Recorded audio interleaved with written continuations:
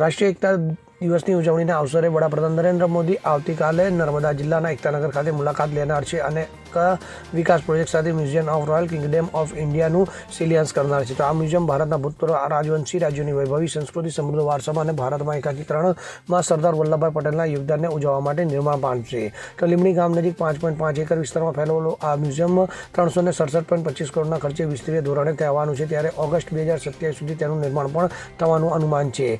મ્યુઝિયમમાં ભારતના રાજ્યોના જીવન, સંસ્કૃતિ અને યોગદાનને ઉજાગર કરવામાં આવશે. તો શરૂઆતની ગેલેરીઓમાં સામાજિક, શૈક્ષણિક, આર્થિક અને ઢાંચાગત વિકાસમાં તેમનું યોગદાન તેમજ રાષ્ટ્રવાદના ઉદયને દર્શાવશે. પછીની ગેલેરીઓમાં ભારતના એકીકરણ, ઇન્સ્ટ્રુમેન્ટ ઓફ એક્શન તથા સરદાર વલ્લભભાઈ પટેલની ઐતિહાસિક ભૂમિકાનું જીવન પ્રદર્શન થશે. તો હોલ ઓફ યુનિટી વિભાગમાં 562 રાજ્યોના ધ્વજ ચિહ્નો અને રાજમુદ્રાઓ પ્રદર્શિત થશે, જે ભારતના એકીકરણની વાર્તાને જીવંત બનાવશે. તો મ્યુઝિયમમાં ઇન્ટરેક્ટિવ ડિજિટલ ટેકનોલોજીનો ઉપયોગ કરવામાં આવશે, જેમાં લેન્ડ સ્ક્રીનો, ટચસ્ક્રીન, VR અને પેનોરામિક પ્રોજેક્શન જેવી સુવિધાઓ મળશે. તો ભવનના આર્કિટેક્ચરલ ડિઝાઇનમાં ગ્રીન બિલ્ડિંગ ધોરણો, સોલાર લાઇટિંગ, ઓછી કાર્બન સામગ્રી અને ઉર્જા સક્ષમ સિસ્ટમોનો સમાવેશ કરવામાં આવે છે. તો વર્કશોપ, સ્મારકના દુકાન, થીમેટિક કેફે અને બાળકો માટેના વિભાગ જેવી સુવિધાઓ પણ અહીં ઉપલબ્ધ રહેશે. તો સરદાર સાહેબની જન્મજયંતિ અને રાષ્ટ્રીય એકતા દિવસના પાવન અવસરે વડાપ્રધાન દ્વારા થનારી આ મ્યુઝિયમ પ્રોજેક્ટ શરૂઆતની એકતાનગરના વિકાસમાં નવો અધ્યાય લગાવશે. તો આ મ્યુઝિયમ માત્ર રાજવી વારસાનું સંવર્ધન જ નહીં કરે, પરંતુ ભારતના એકીકરણ, અમર વાર્તાને નવી પેઢી સુધી પહોંચાડવાનું પ્રેરણા સ્ત્રોત બની રહેશે.